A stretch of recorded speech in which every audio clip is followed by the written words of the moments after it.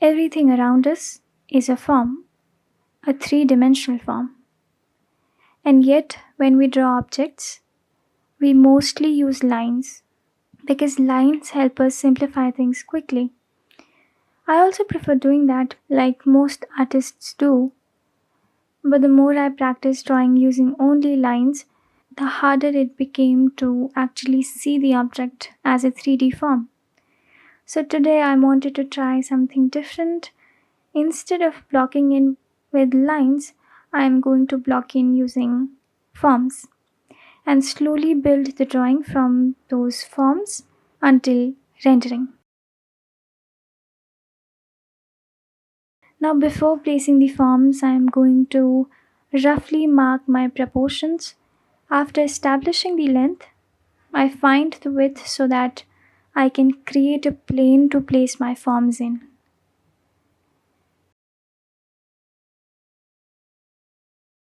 And here comes the base of the form, which is an ellipse.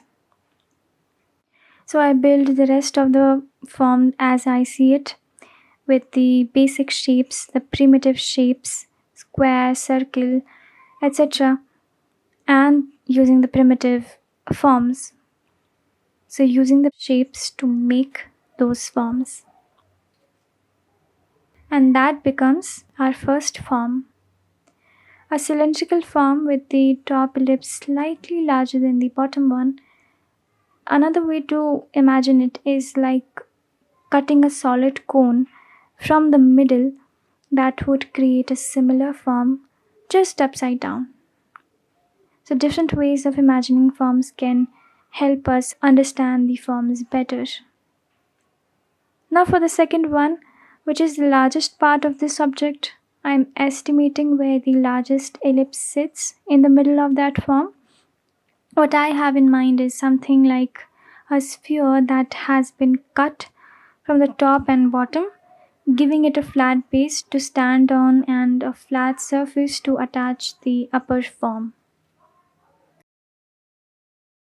Here is another example of finding basic shapes and forms. This time, it's a coffee maker. The process is mostly the same. Mark the proportions, compare them with the reference, and correct all the mistakes you're able to see. And this is something that improves mostly through practice and not just watching someone else do it. And I should tell you that I have practiced this thing for 1.5 years now, and I am making improvements, but slowly. Back to the teapot. Now I can see some differences between the reference and my sketch, so I try to adjust those by refining the angles, the curves, and proportions. Even then, I don't catch everything. It still looks slightly crooked compared to the reference, but the final results improves later. I am intentionally choosing very simple still life objects. When we are training a new way of seeing, it helps to start simple. But for sure, later I would like to add more complex subjects, including one of my favorite things to draw, which is portraits. The drawing is on an A4 sheet, and I noticed something interesting. Even on this medium sized paper, I find it difficult to move my arm fully from the shoulder to draw these shapes smoothly. So I sometimes draw them in segments and try the ghosting lines and then later on merge those lines together. I also think I have improved quite a bit recently.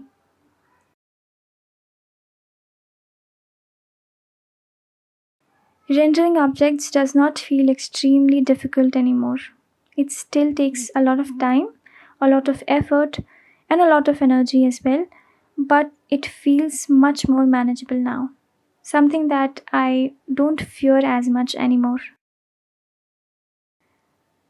Did you know that part of the teapot is called the spout? I'm actually hearing about it for the very first time. So, that spout of the teapot is attached to the spherical body, and that part behaves like a cylinder. So I begin by finding the ellipse where I think it connects with the main form and then draw the spout after that. Some of these lines follow the shape of the form. They represent reflections on the surface, but they also help define the contours of the form, so I extended them beyond the neck of the teapot and made them follow through the end so that it does not look flat anymore and has a lot more of volume.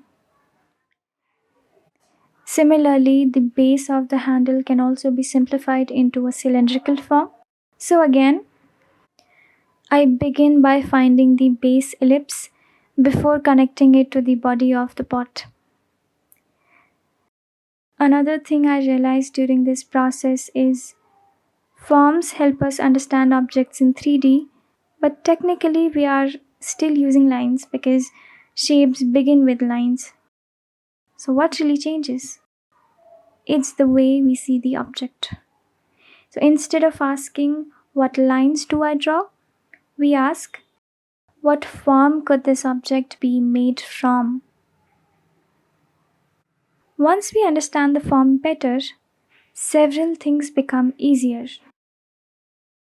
The way light interacts with the form becomes easier to guess, to make believable values, to shade better, and even colors later on. And eventually, it allows us to construct objects ourselves instead of only copying them.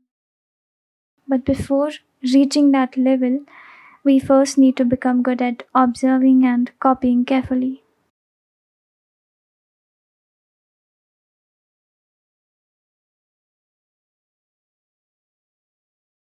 One more thing I should mention, I use the eraser a lot, and I actually like doing that. It helps clean up the drawing and remove unnecessary lines. So, most of the early construction lines eventually will get erased as the drawing develops further. And yes, this process takes time, a lot of time.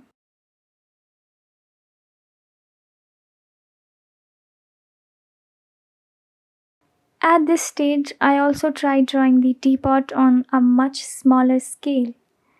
I think it's called thumbnail drawing, even though I'm not using it for finding the composition because it's already set in stone, so I cannot change that anymore. But I drew this because it's very easy to check proportions on a smaller level sketch than in a larger drawing. So I'm just trying to figure out if my angles, if the curves that I drew make sense, if I understood them properly or not. So if I need to make any changes in the main drawing, I can do that. After trying that one, I wanted to try ones from memory without looking at the reference. And of course, it looks like I drew it from imagination without the help of any reference because it looks a bit weird, which is completely fine at this stage. Rendering is very important and also very enjoyable now for me. But since the focus of this video is studying forms, I will speed through this part. Still, I really enjoyed shading these objects. Lately, I almost never skip shading when I sketch something. It has become quite a pleasant part of the process for me. So please enjoy this part.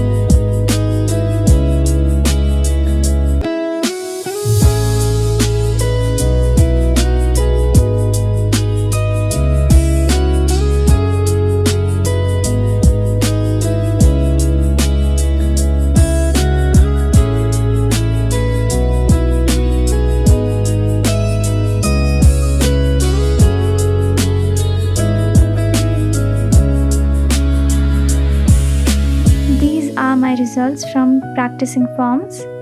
I found this exercise very interesting and valuable. Exploring ideas like this once in a while can help us see objects differently than what we are used to and develop a stronger sense of three-dimensional form. I hope you try something similar and see if it helps your drawings as well. Thank you for watching the video, and thank you to everyone who subscribed, liked and commented on my previous videos. It really means a lot to me. Thank you and take care.